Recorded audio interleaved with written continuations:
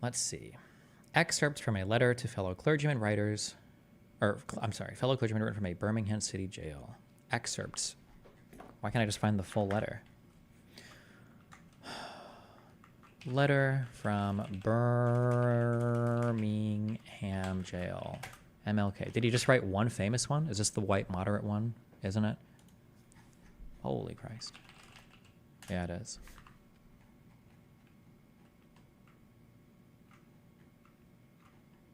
Is helping other countries part of it? Is helping other countries a core American value? No, I wouldn't say so.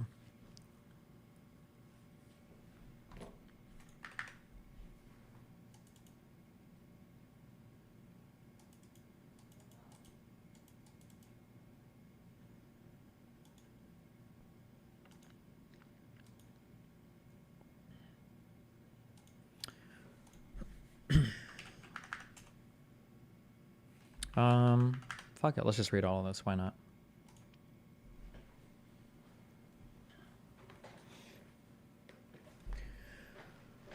Letter from a Birmingham jail, August 1963.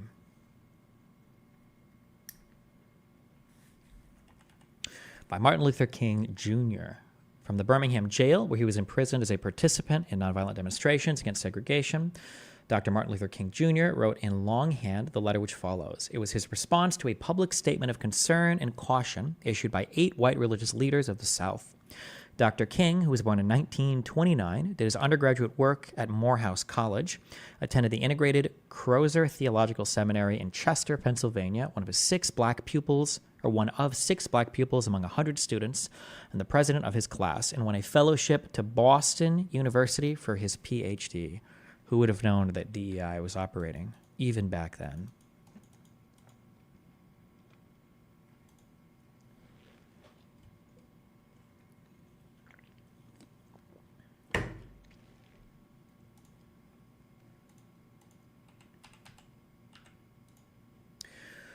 While confined here, the Birmingham City Jail, I came across your recent statement calling our present activities unwise and untimely. Seldom, if ever, do I pause to answer criticism of my work and ideas. If I sought to answer all of the criticisms that cross my desk, my secretaries would be engaged in little else in the course of the day, and I would have no time for constructive work. Would you be interested in MLK reading it himself?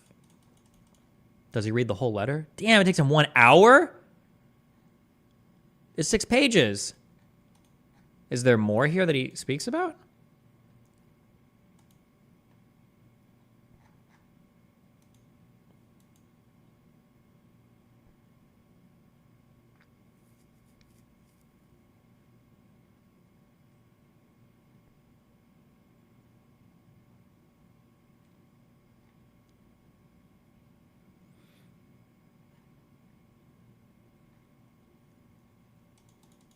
Okay, don't know, don't care.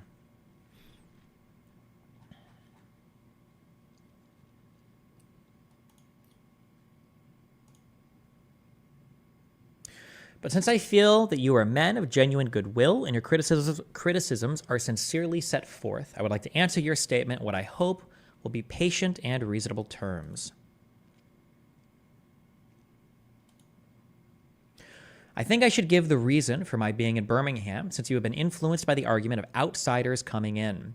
I have the honor of serving as president of the Southern Christian Leadership Conference, an organization operating in every southern state, with headquarters in Atlanta, Georgia.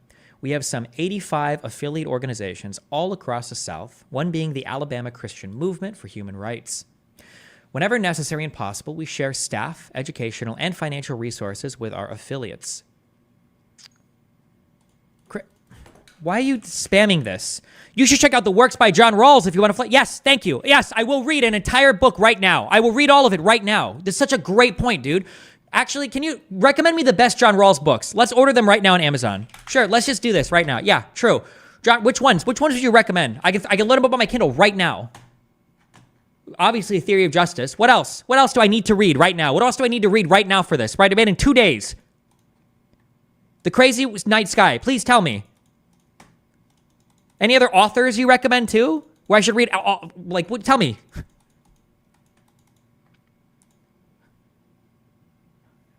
Jesus.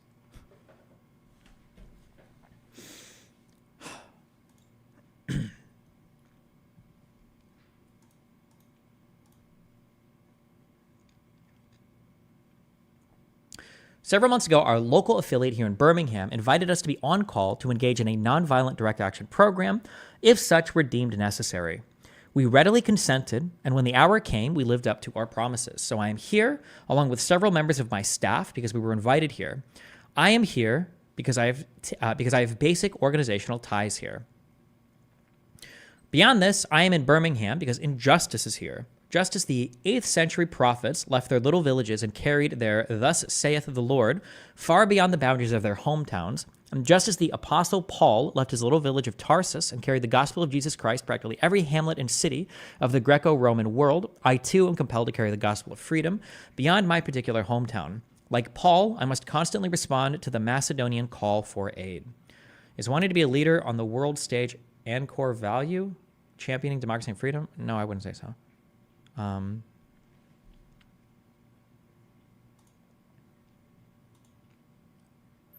Moreover, I am cognizant of the interrelatedness of all communities and states. I cannot sit idly by in Atlanta and not be concerned about what happens in Birmingham. Injustice anywhere is a threat to justice everywhere. We are caught in an inescapable network of mutuality, tied in a single garment of destiny. Whatever affects one directly affects all indirectly. Never again can we afford to live with the narrow, provincial, outside agitator idea. Anyone who lives inside the United States can never be considered an outsider. You deplore the demonstrations that are presently taking place in Birmingham.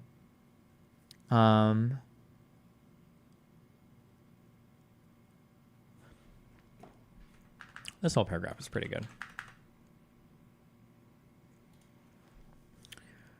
Would we fit this under respect for rule of law? I think it would be. How do you do call out? It's this exclamation mark quote.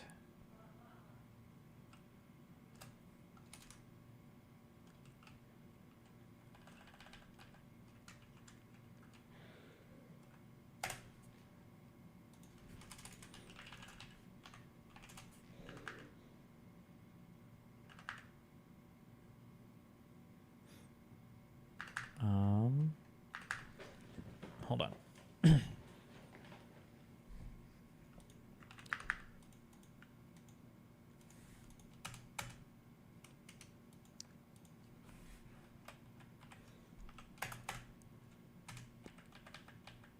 think quote.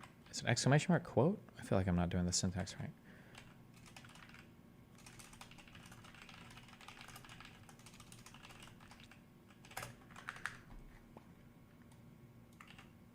August of 1963. Oh, wrong thing.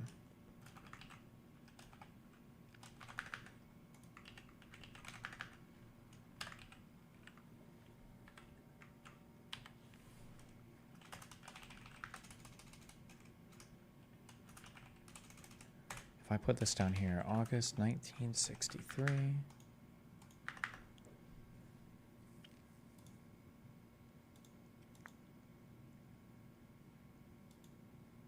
There's no way to make this.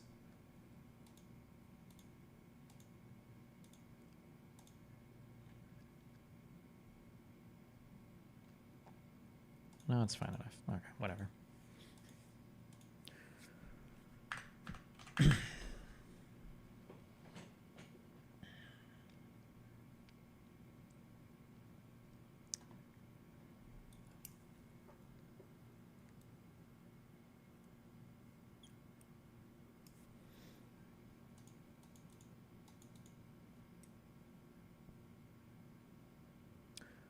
Are you listing things that relate to Americans and how they interact with the government, or do you want how Americans act with other Americans? Both. I think that when I argue with people, especially as I'm making constructive arguments, I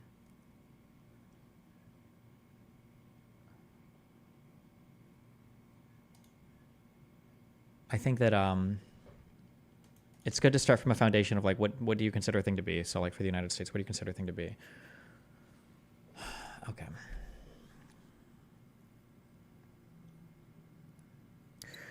You deplore the demonstrations that are presently taking place in Birmingham, but I'm sorry that your statement did not express a similar concern for the conditions that brought the demonstrations into being.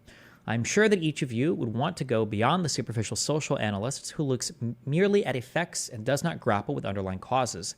I would not hesitate to say that it is unfortunate that so-called demonstrations are taking place in Birmingham at this time, but I would say in more emphatic terms that it is even more unfortunate that the white power structure of this city left the Negro community with no other alternative. In any nonviolent campaign, there are 4 basic steps: collection of the facts to determine whether injustices are alive, negotiation, self-purification, and direct action. We have gone through all of these steps in Birmingham. There can be no gainsaying of the fact that racial injustice engulfs this community. Birmingham is probably the most thoroughly segregated city in the United States. Its ugly record of police brutality is known in every section of this country. Its unjust treatment of Negroes in the courts is a notorious reality. There have been more unsolved bombings of Negro homes and churches in Birmingham than in any other city in the nation. These are the hard, brutal, and unbelievable facts. On the basis of them, Negro leaders sought to negotiate with the city fathers, but the political leaders consistently refused to engage in good faith negotiations. Then came the opportunity last September to talk with some of the leaders of the economic community. In these negotiating sessions, certain promises were made by the merchants, such as the promise to remove the humiliating racial signs from the stores. On the basis of these promises, Reverend Shuttlesworth and the leaders of the Alabama Christian Movement for Human Rights agreed to call a moratorium on any type of demonstration.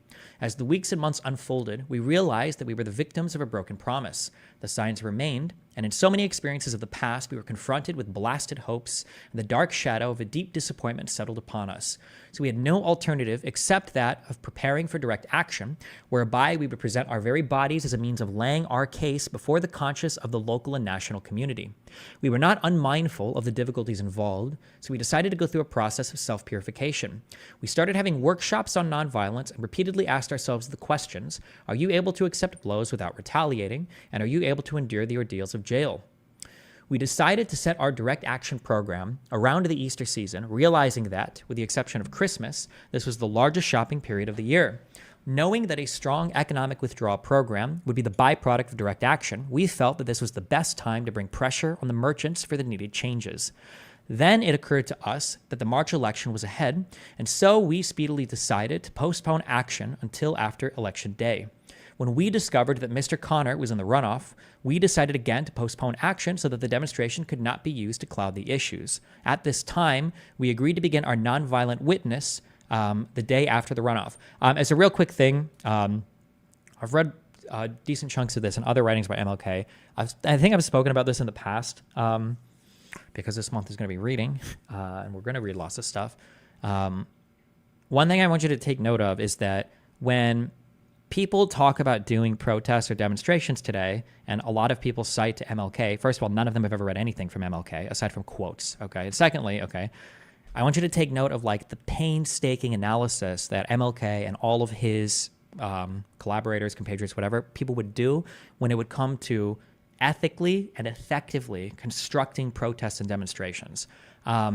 Because of the way that like white woke people and college kids today have like misrepresented MLK in the past or whatever, ironically they say that people have whitewashed MLK, and then they like doomer wash him.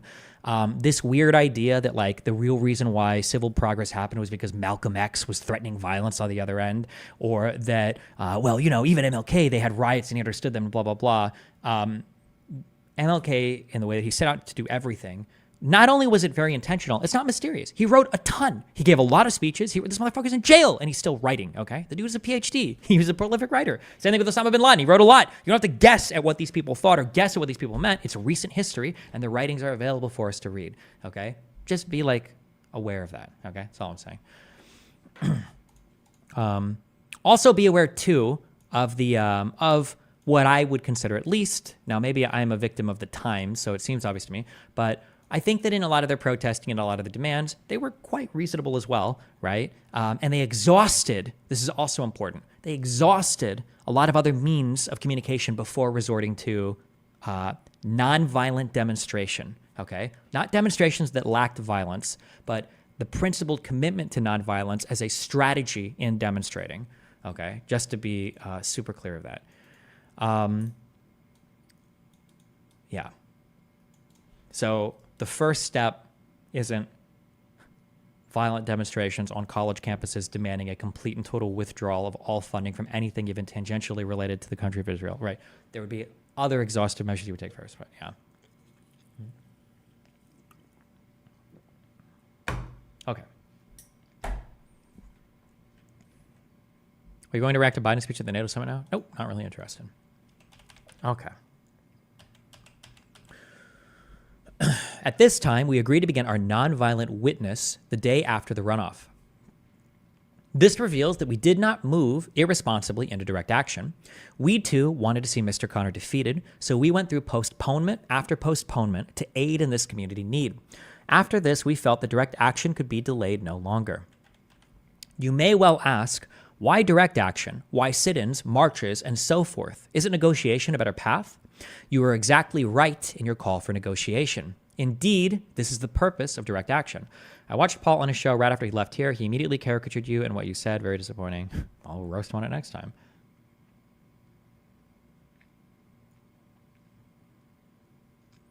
Nonviolent direct action seeks to create such a crisis and establish such creative tension that a community that has consistently refused to negotiate is forced to confront the issue. It seeks so to dramatize the issue that it can no longer be ignored. I just referred to the creation of tension as a part of the work of the nonviolent resistor.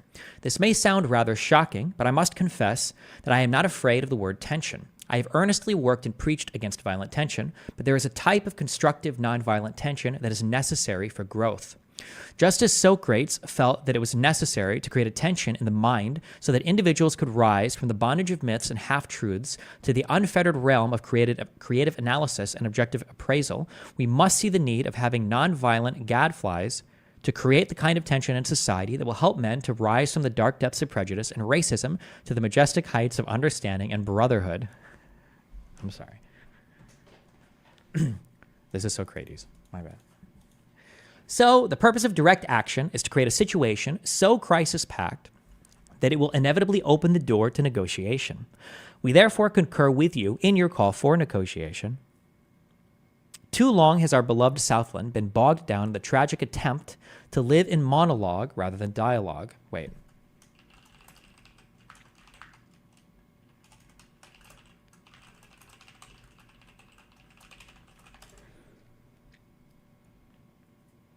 Okay.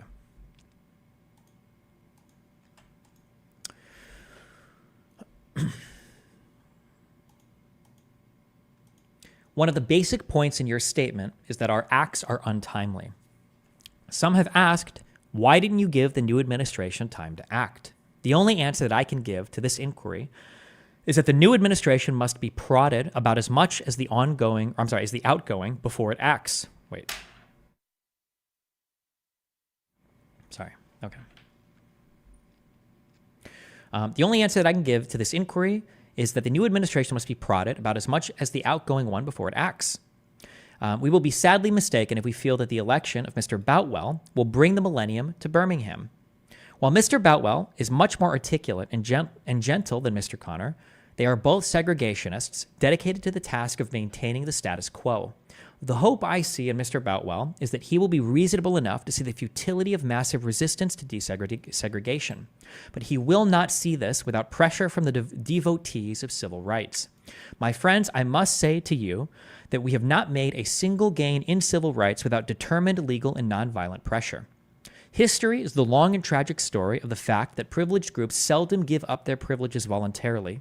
Individuals may see the moral light and voluntarily give up their unjust posture, but as Reinhold Niebuhr has reminded us, groups are more immoral than individuals.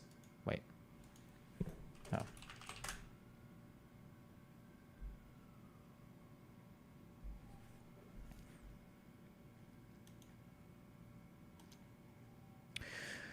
We know through painful experience that freedom is never voluntarily given by the oppressor. It must be demanded by the oppressed.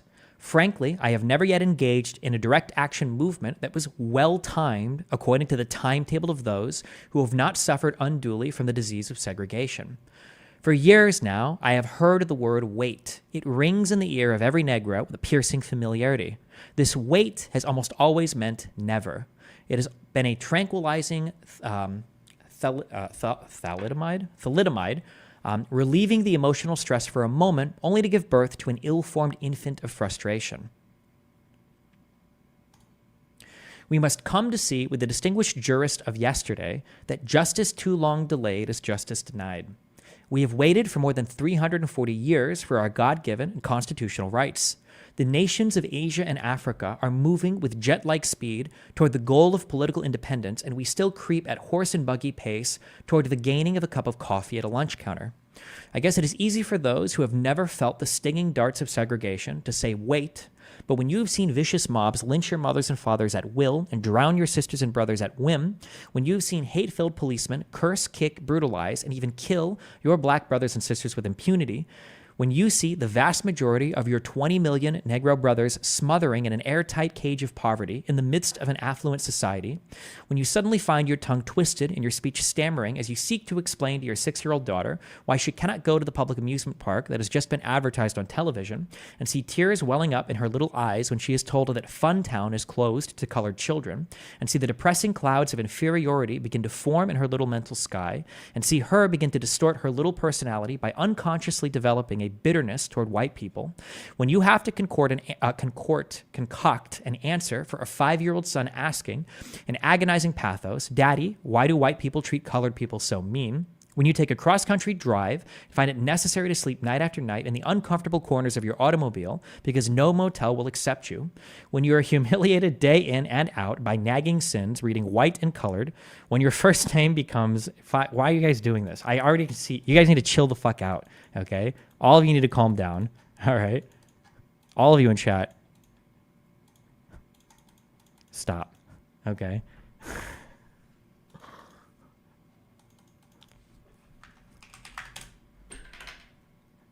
Chill, okay?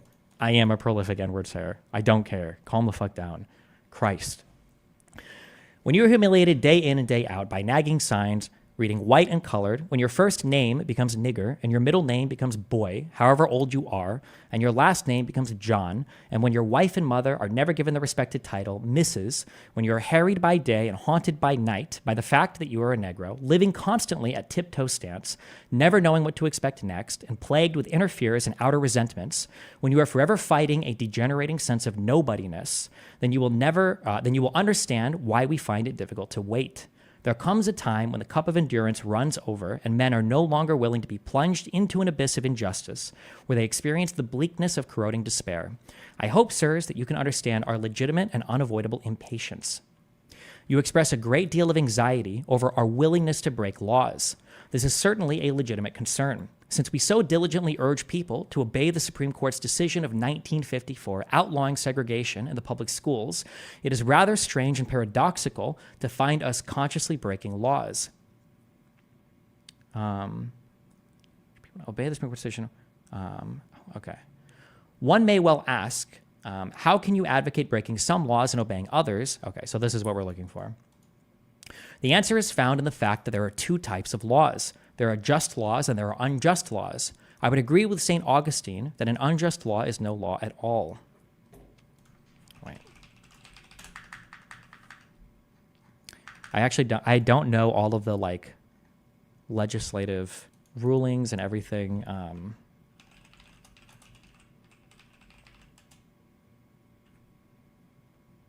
Okay, 54 for Brown v. Board. Was this I don't know the answer to this. When Brown v. Board ruled for desegregation, did this apply broadly to it applied broadly to everything, not just schools, right?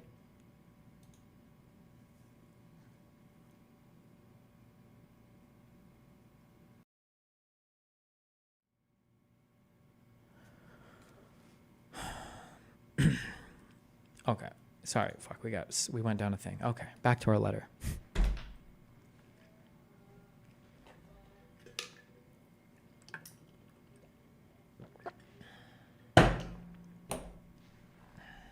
Hold on.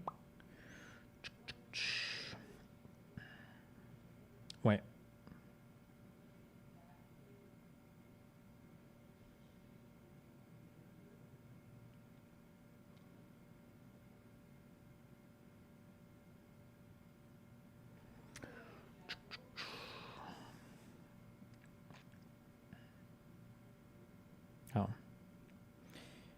Okay.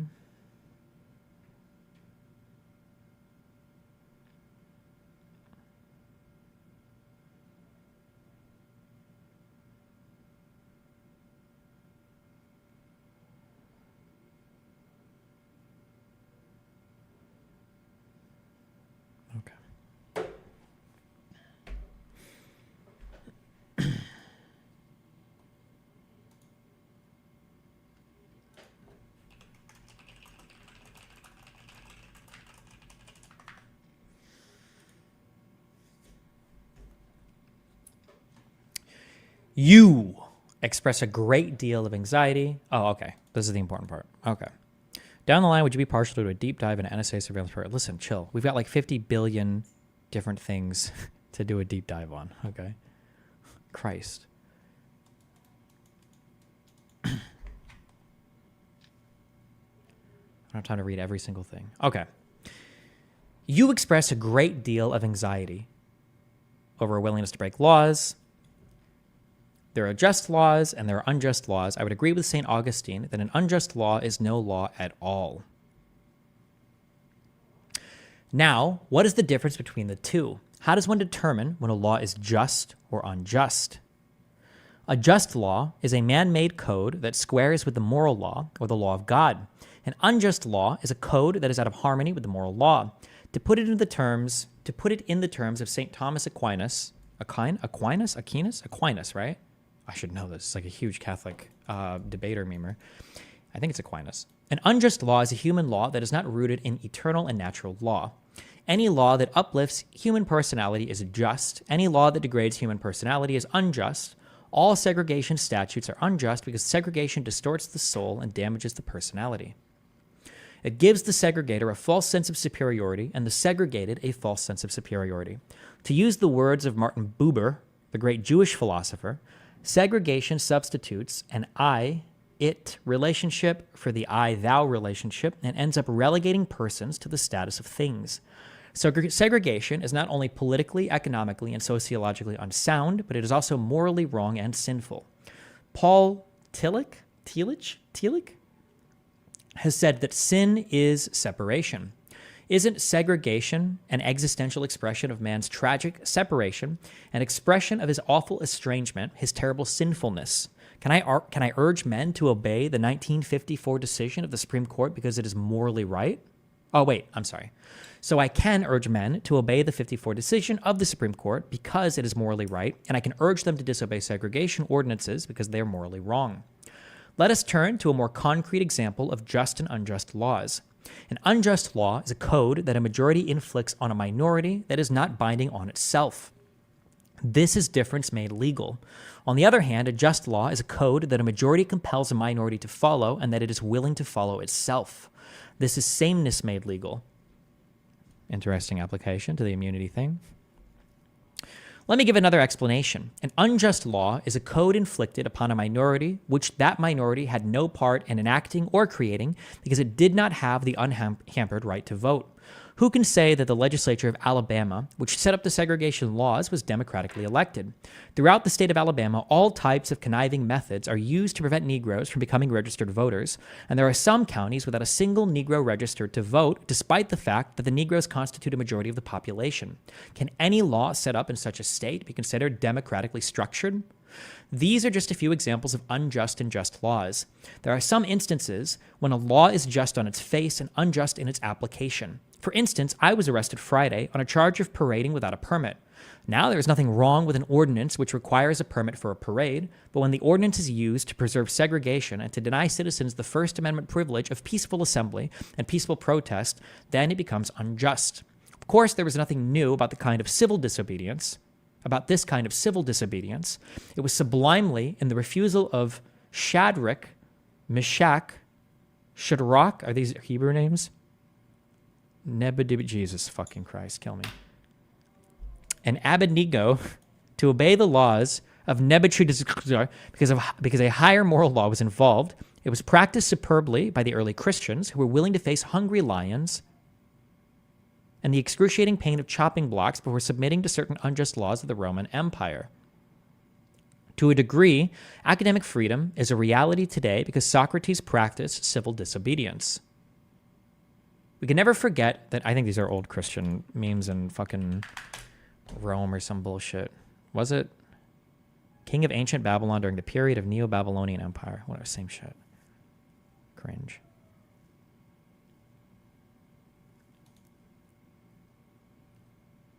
It's pronounced Nebuchadnezzar.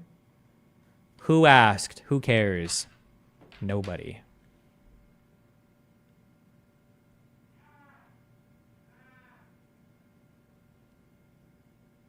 The fuck is this?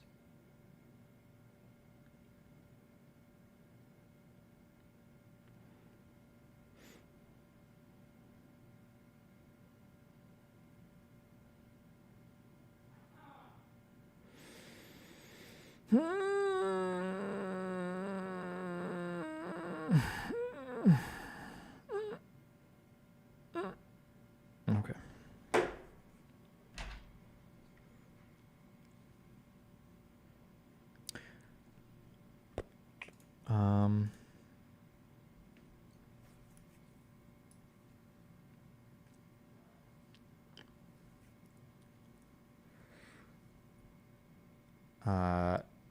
Thinking of MLK, so guidance about immoral laws. How do you consider a just versus an unjust law?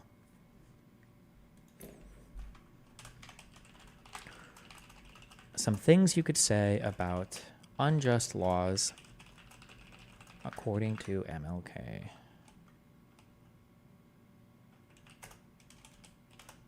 Expanded on in his letter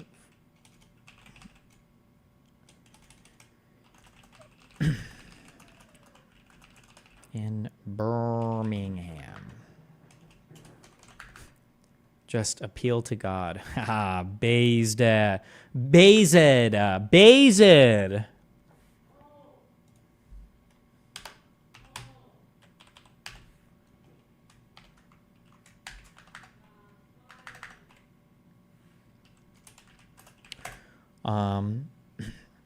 So things that we might say are unjust laws.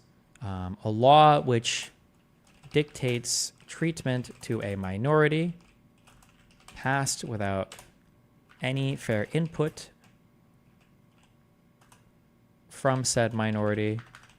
A law which seeks to dole out different rights to different groups of people.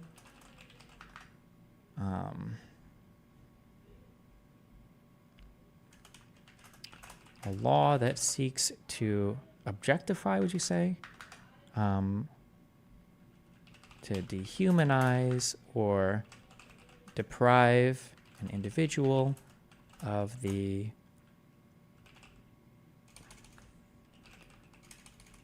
rights that the Constitution affords us all. Or MLK instead would start Constitution, he would say natural, moral, religious, whatever rights.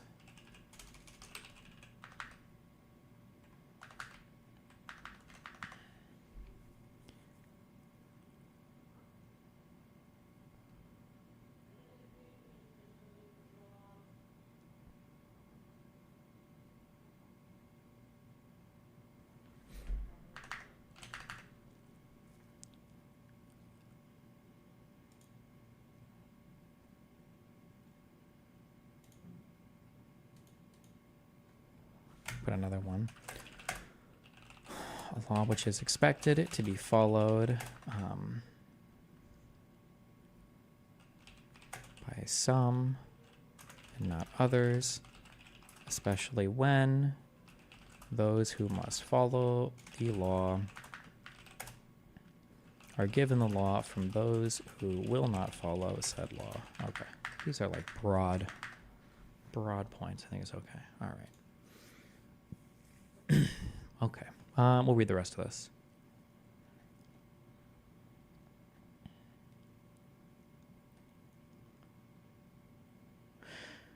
We can never forget everything Hitler did in Germany was legal, and everything the Hungarian freedom fighters did in Hungary was illegal. It was illegal to aid and comfort a Jew in Hitler's Germany, but I am sure that if I had lived in Germany during that time, I would have aided and comforted my Jewish brothers, even though it was illegal. If I lived in a communist country today, where certain principles dear to the Christian faith are suppressed, I believe I would openly advocate disobeying these anti-religious laws.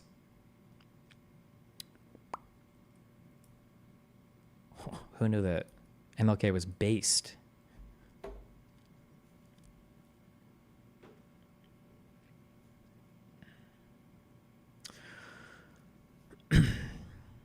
I must make two honest confessions to you, my Christian and Jewish brothers. Wow.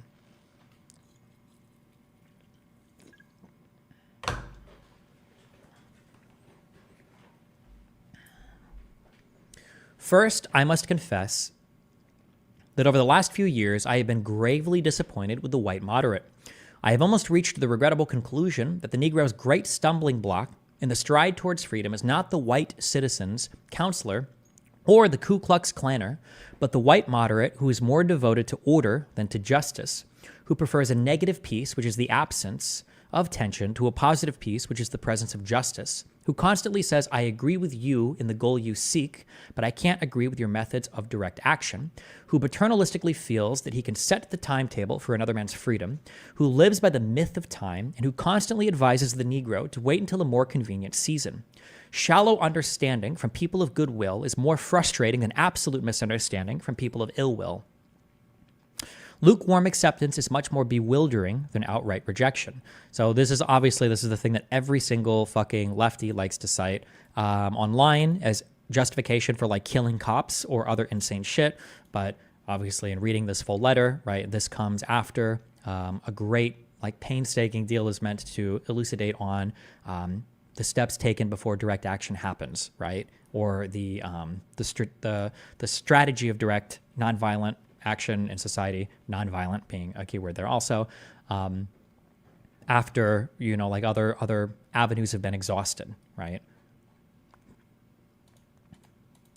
In your statement, because this is always just, I always see people just cite this stupid quote as like, this is why we have to kill cops. It's like, okay.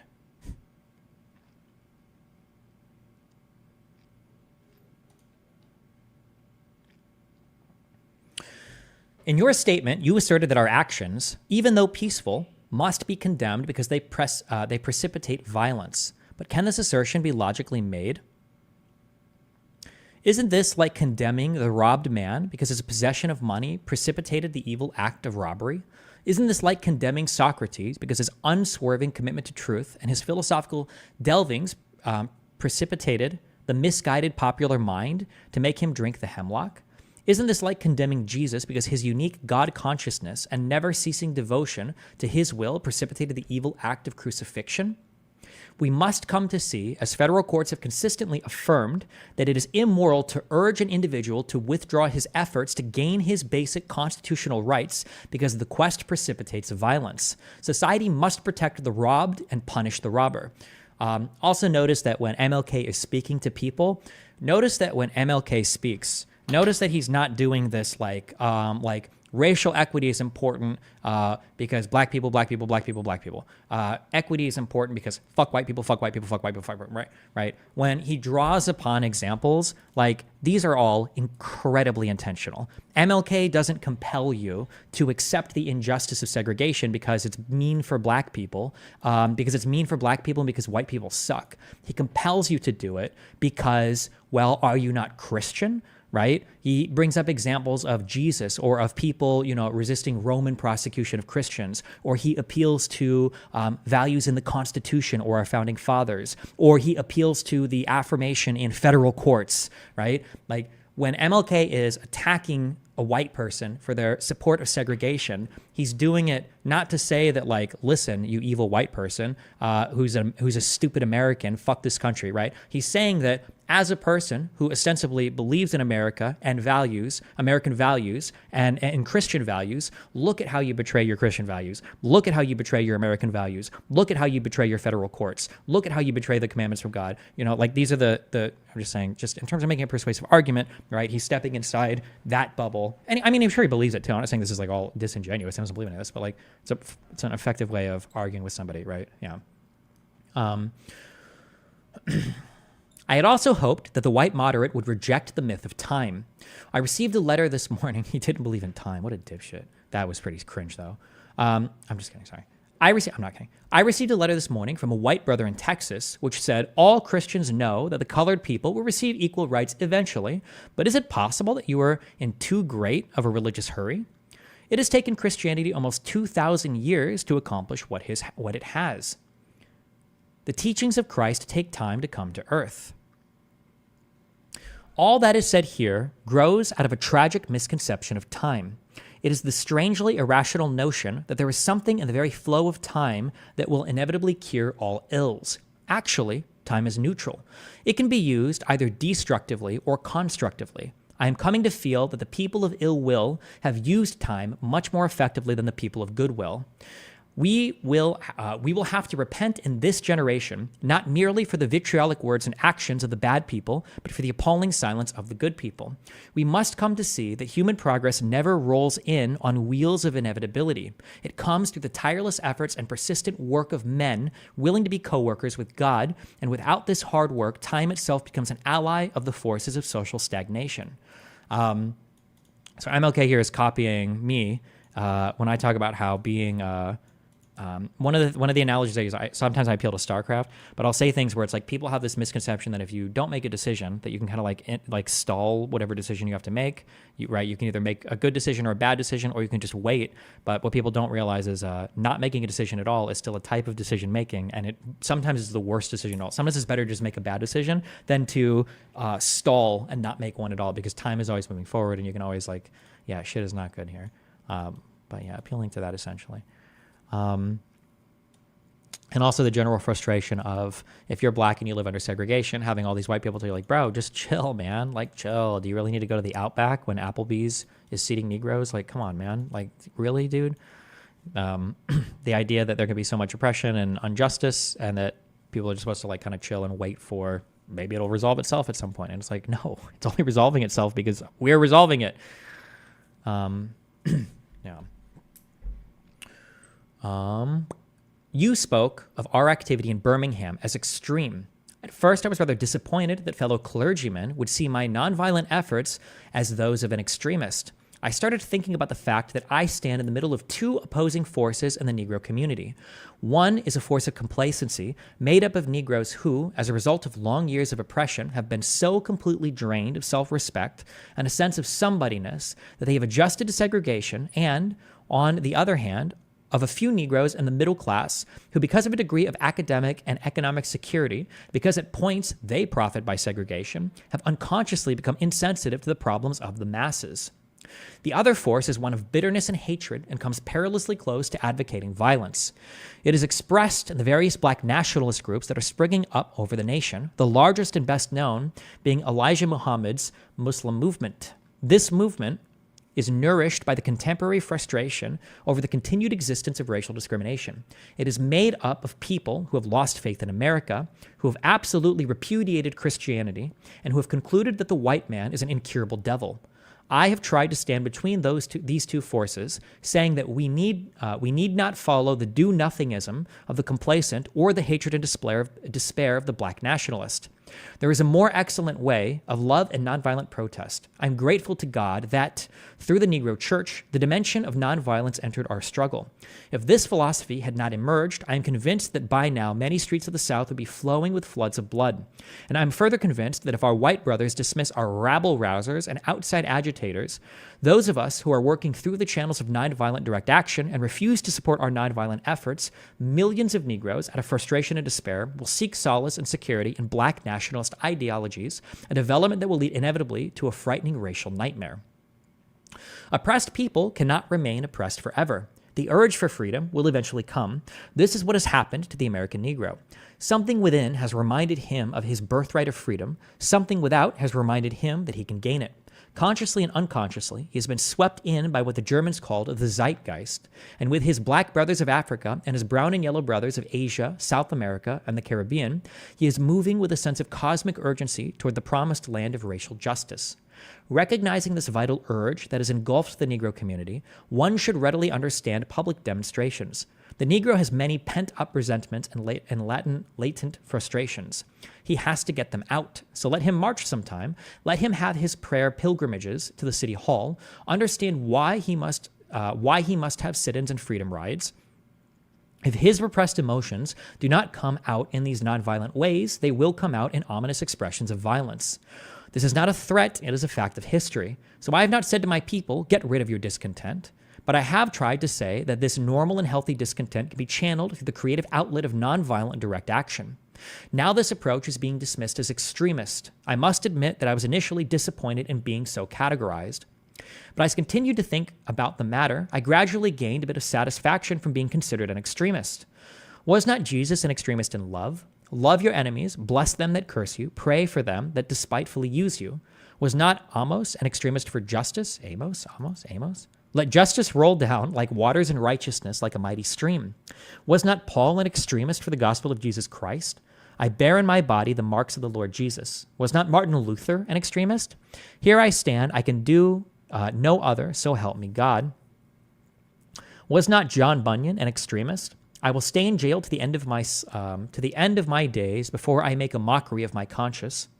Was not Abraham Lincoln an extremist? This nation cannot survive half slave and half free. Was not Thomas Jefferson an extremist? We hold these truths to be self-evident, that all men are created equal. So the question is not whether we will be extremist, but what kind of extremist we will be. Will we be extremists for hate, or will we be extremists for love? Will we be extremists for the preservation of injustice, or will we be extremists for the cause of justice? I had hoped that the white moderate would see this. Maybe I was too optimistic. Maybe I expected too much. I guess I should have realized that few members of a race that is oppressed another race can understand or appreciate the deep groans and passionate yearnings of those that have been oppressed, and still fewer have the vision to see that injustice must be rooted out by strong, persistent, and determined action. I am thankful, however, that some of our white brothers have grasped the meanings of this social revolution and committed themselves to it. They are still all too small in quantity, but they are big in quality. Some, like Ralph McGill, Lillian Smith, Harry Golden, and James Dabbs, have written about our struggle in eloquent, prophetic, and understanding terms. Others have marched with us down nameless streets of the South. They sat in with us at lunch counters and rode in with us on the freedom rides. They have languished in filthy, roach-infested jails, suffering the abuse and brutality of angry policemen who see them as dirty nigger lovers. They, unlike many of their moderate brothers, have recognized the urgency of the moment and sensed the need for powerful action, antidotes to combat the disease of segregation. Let me rush on to mention my other disappointment. I have been disappointed with the white church and its leadership. Of course, there are some notable exceptions. I am not unmindful of the fact that each of you has taken some significant stands on this issue. I commend you, Reverend Stallings, for your Christian stand this past Sunday in welcoming Negroes to your Baptist church worship service on a non-segregated basis. I commend the Catholic leaders of this state for integrating Spring Hill College several years ago. But despite these notable exceptions, I must honestly reiterate that I've been disappointed with the church. I do not say that as one of those negative critics who can always find something wrong with the church. I say it as a minister of the gospel who loves the church, who is nurtured in its bosom, right? Who has been sustained by its spiritual blessings, and who will remain true to it as long as the cord of life shall lengthen. I had the strange feeling when I was suddenly catapulted into the leadership of the bus protest in Montgomery several years ago that we would have the support of the white church. I felt that the white ministers, priests, and rabbis of the South would be some of our strongest allies. Instead, some few have been outright opponents, refusing to understand the freedom movement and misrepresenting its leaders. All too many others have been more cautious than courageous and have remained silent behind the anesthetizing, anesthetizing security of stained glass windows. In spite of my shattered dreams of the past, I came to Birmingham with the hope that the white religious leadership of this community would see the justice of our cause and with deep moral concern serve as the channel through which our just grievances could get to the power structure. I had hoped that each of you would understand, but again, I have been disappointed.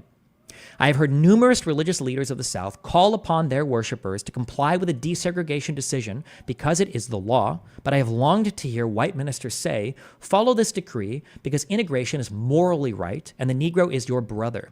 In the midst of blatant injustices inflicted upon the Negro, I have watched white churches stand on the sidelines and merely mouth pious irrelevancies and sanctimonious trivialities. In the midst of a mighty struggle to rid our nation of racial and economic injustice, I have heard so many ministers say, those are social issues which the gospel has nothing to do with. And I have watched so many churches commit themselves to a completely otherworldly religion, which made a strange distinction between bodies and souls, the sacred and the secular. There was a time when the church was very powerful. It was during that period that the early Christians rejoiced when they were deemed worthy to suffer for what they believed. In those days, the church was not merely a thermometer that recorded the ideas and principles of popular opinion. It was the thermostat that transformed the mores of society.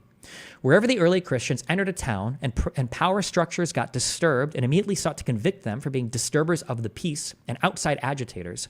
But they went on with the conviction that they were a colony of heaven and had to obey God rather than man.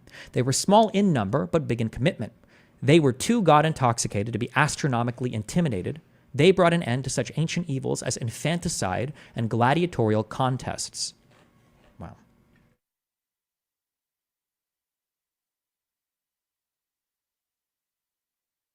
Wait, hold on one second.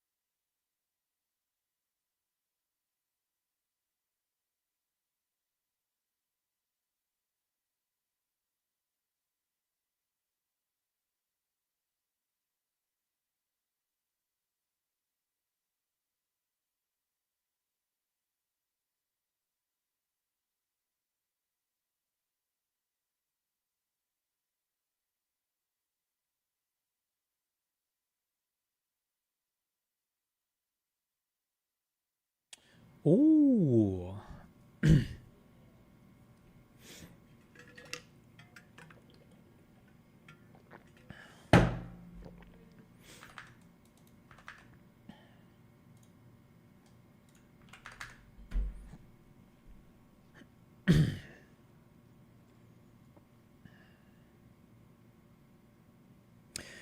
Things are different now. The contemporary church is so often a weak, ineffectual voice with an uncertain sound. It is so often the arch supporter of the status quo. Far from being disturbed by the presence of the church, the power structure of the average community is consoled by the church's often vocal sanction of things as they are. But the judgment of God is upon the church as never before. If the church of today does not recapture the sacrificial spirit of the early church, it will lose its authentic ring, forfeit the loyalty of millions, and be dismissed as an irrelevant social club with no meaning for the 20th century. Oof. I meet young people every day whose disappointment with the church has risen to outright disgust. I hope the church as a whole will meet the challenge of this decisive hour, but even if the church does not come to the aid of justice, I have no despair about the future. I have no fear about the outcome of our struggle in Birmingham, even if our motives are presently misunderstood. We will reach the goal of freedom in Birmingham and all over the nation because the goal of America is freedom. Abused and scorned though we may be, Our destiny is tied up with the destiny of GG and of America. Before the Pilgrims landed at Plymouth, we were here. Before the pen of Jefferson scratched across the pages of history the majestic word of the Declaration of Independence, we were here. For more than 2 centuries, our foreparents labored here without wages. They made cotton king, and they built the homes of their masters in the midst of brutal injustice and shameful humiliation. And yet, out of a bottomless vitality, our people continue to thrive and develop. If the inexpressible cruelties of slavery could not stop us, the opposition we now face will surely fail. We will win our freedom because the sacred heritage of our nation and the eternal will of God are embodied in our echoing demands. I must close now. Before closing, I am impelled to mention one other point in your statement that troubled me profoundly. You warmly commended the Birmingham police force for keeping order and preventing violence. I don't believe you would have so warmly commended the police force if you had seen its angry, violent dogs literally biting 6 unarmed, non-violent Negroes. I don't believe you would so quickly commend the policemen if you would observe their ugly and inhuman treatment of Negroes here in the city jail, if you would watch them push and curse old Negro women and young Negro girls, if you would see them slap and kick old Negro men and young boys, and if you would observe them, as they did on 2 occasions, refusing to give us food because we wanted to sing our grace together. I'm sorry that I can't join you in your praise for the police department. It is true that they have been rather disciplined in their public handling of the demonstrators. In this sense, they have been publicly nonviolent, but for what purpose? To preserve the evil system of segregation. Over the last few years, I have consistently preached that nonviolence demands that the means we use must be as pure as the ends we seek. Oh, where's that quote for Dan? So I have tried to make it clear that it is wrong to use immoral means to attain moral ends. But now I must affirm that it is just as wrong, or even more, to use moral means to preserve immoral ends. Don't let Dan see that one. I wish you had commended the Negro demonstrators of Birmingham for their No, that doesn't really contradict me. Never mind. I wish you had commended the Negro demonstrators of Birmingham for their sublime courage, their willingness to suffer, and their amazing discipline in the midst of the most inhuman provocation. One day, the South will recognize its real heroes. They will be the James Merediths, courageously and with a majestic sense of purpose, facing jeering and hostile mobs and the agonizing loneliness that characterizes the life of the pioneer. They will be old, oppressed, battered Negro women, symbolized in a 72-year-old woman of Montgomery, Alabama, who rose up with a sense of dignity and with her people decided not to ride the segregated buses and responded to one who inquired about her tiredness with ungrammatical profundity. My feet is tired, but my soul is rested. They will be young high school and college students, young ministers of the gospel, and a host of their elders courageously and nonviolently sitting at lunch counters and willingly going to jail for conscience' sake. One day, the South will know that when these disinherited children of God sat down at lunch counters, they were in reality standing up for the best in the American dream and the most sacred values of our Judeo-Christian heritage. Never before have I written a letter this long, or should I say a book. I'm afraid that this is much too long to take your precious time. I can assure you that it would have been much shorter if I had been writing from a comfortable desk, but what else is there to do when you are alone for days in the dull monotony of a narrow jail cell other than write long letters, think strange thoughts, and pray long prayers? If I have said anything in this letter that it is an understatement of the truth and is indicative of an unreasonable impatience, I beg you to forgive me. If I have said anything in this letter that is an overstatement of the truth and is indicative of my having a patience that makes me patient with anything less than brotherhood, I beg God to forgive me. Yours for the cause of peace and brotherhood, Martin Luther King, Dra.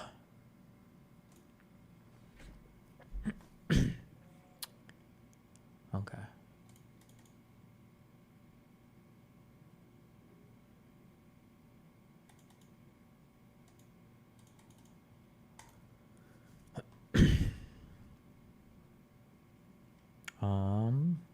Okay, well, there was that. Why are you reading this? I think that MLK could have used more N-words. When you think about like what it means to be an American, one of those things I think that defines us is a respect for law. However, there have been times in American history where we have found it necessary to protest such laws or some laws.